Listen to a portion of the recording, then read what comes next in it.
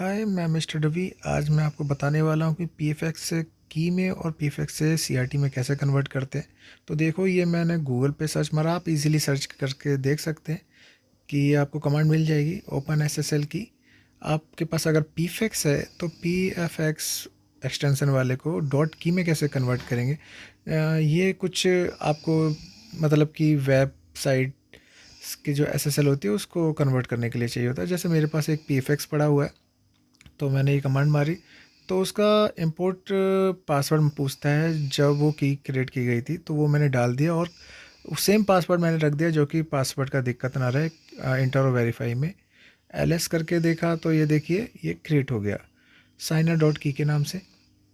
अब सेम मैं क्या करूँगा कि अभी तो मैंने की क्रिएट की है ना। अब की क्रिएट के बाद सेम मुझे सीआरटी क्रिएट करनी है। सीआरटी क्रिएट करनी है तो -cl सीआरटी वाली कमांड रहती है, बाकी सब कुछ सेम रहता है इसमें। और यहाँ पे मैं क्या कर दूँगा, अब बस इसमें नो की कर दिया, थोड़ा अपोजिट हो जाता है ना, कि सीआरटी चाहिए मगर की नहीं चाहिए। तो इंटर किया, इंपोर्ट वाला जो पासवर्ड था, जो पीएफएक्स बनाते वक्त जो पासवर्ड हमने ऐड किया था, वो पासवर्ड यहाँ पे डालना पड़ता है। ठीक है ना। ये सीआरटी भी क्रिएट हो गया, तो की और सीआरटी मैंने दोनों जनरेट कर लिए।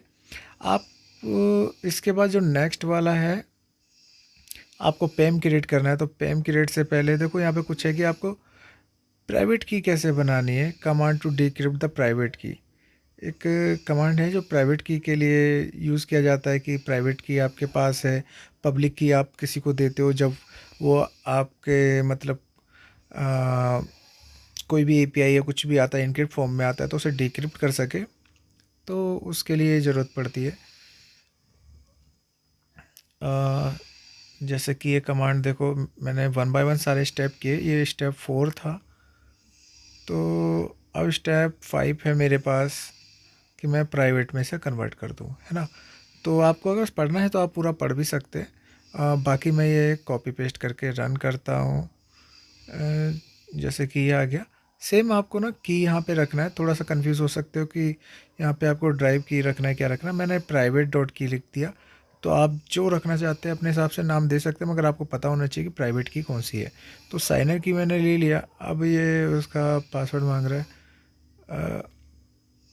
तो देखो, प्राइवेट की क्रिएट हो गया, राइट। अब साइनर की जो मैं बना रहा था उस टाइम पे जो पासवर्ड था वो डाला है। जो की क्रिएट करते बाद ऊपर जो कंफर्म कंफर्म करके सबसे पहले वाली कमांड में मैंने पासवर्ड रखा था, वो पासवर्ड यहाँ डाला और इसे प्राइवेट की में बना दिया। अब ये क्या कह रहा है कि पीएफएक्स से आप पैम फाइल बना लीजिए। तो पीएफएक्स से पैम फाइल बनाना है, चलो ठीक है, ये वाली कमांड भी ले लेते हैं। इससे देखो, मैं आपको 1 बाय 1 सारे की बनाना बता रहा हूँ।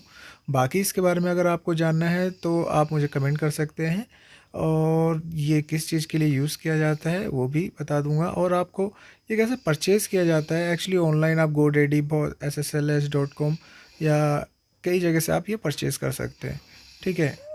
ये और कैसे इसे ऐड किया जाता है HTTPD में, तो SSL एज ए HTTPS के लिए जो यूज़ किया जाता है वो कैसे ऐड किया जाता है वो भी मैं आपको बता दूंगा। आप बस वेट कीजिए, मैं नेक्स्ट वीडियो लेके आ रहा हूँ इसके लिए भी। तो ये कमांड जो है मेरी पैम वाली, अब मैं इस पैम वाली कमांड को भी रन करके दिखाता हूँ, जिससे कि आपको पता चल जाएगी पैम कैसे बनता है। अदरवाइज़ आप ये कमांड तो देख ही रहे हैं, आप गूगल पे सर्च करेंगे तो इजीली मिल जाएगा, अवेलेबल होता है, बहुत आसानी से मिल जाता है। समझने के लिए मैं आपके लिए वीडियो बनाता हूँ, ठीक है। तो ये आ गया। अब सेम है कि आप कमांड से ही पता चल रहा होगा कि यहाँ पे मैंने पैम लिख दिया है, ठीक। तो मुझे इनक्रिप्टेड की ऐड करनी पड़ेगी, ओके। तो मैं इनक्रिप्टेड की भी ऐड कर दूंगा। यहाँ पे कुछ भी नाम दे सकते हैं, मैंने साइनर.pm लिख दिया, है ना।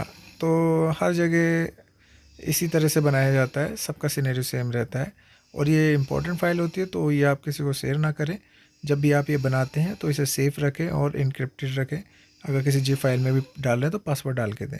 वैसे तो ये यूज़ नहीं कर सकते, क्योंकि पहले से ये इनक्रिप्टेड होता है, पासवर्ड प्रोटेक्टेड रहता है। इन केस अगर आप शेयर करते हो किसी के पास पासवर्ड भी जाता है तो ये रिस्की हो सकता है, तो इसलिए आप इसे सेफ एंड साइड रखें।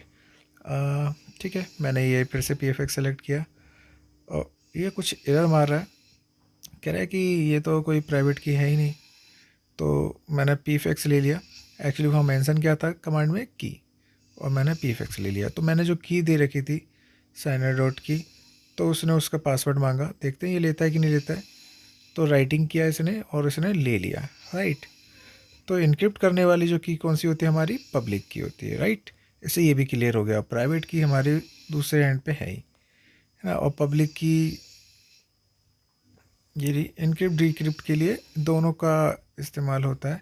अब मैं प्राइवेट की से भी बना के दिखा देता हूँ कि अगर ये डिक्रिप्ट कर रहा है, इनक्रिप्ट कर रहा है, तो दोनों में काम, मतलब ये चलेगी कि नहीं चलेगी पैम फाइल। तो ये देखो, फिर भी उसने पैम बना दिया, ठीक है। तो नॉर्मल सी चीज़ थी, यहाँ तक आई होप आपको समझ में आ गया होगा कि कुछ ज़्यादा बड़ा सिनेरियो नहीं है। आप प्रैक्टिस करेंगे एक दो बार, जब भी आप किसी भी अपाचे में HTTPD में लगाएंगे तो आपको मिल जाएगा कि ये किस तरह से यूज़ होता है। अदरवाइज़ कुछ कन्फ्यूज़न हो तो आप मुझे कमेंट कर सकते हैं, मैं आपको कमेंट में ज़रूर हेल्प करूँगा। तब तक के लिए बाय बाय, टाटा।